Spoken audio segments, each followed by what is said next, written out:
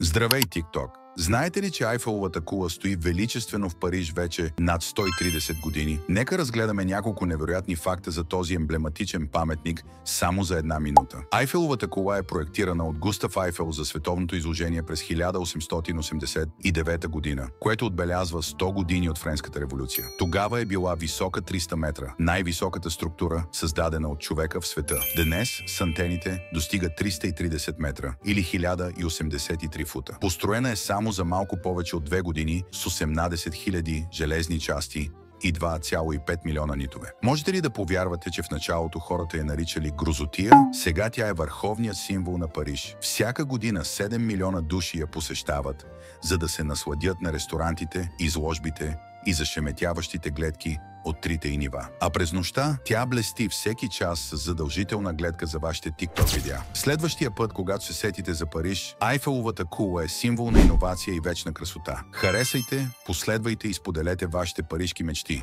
А бианто!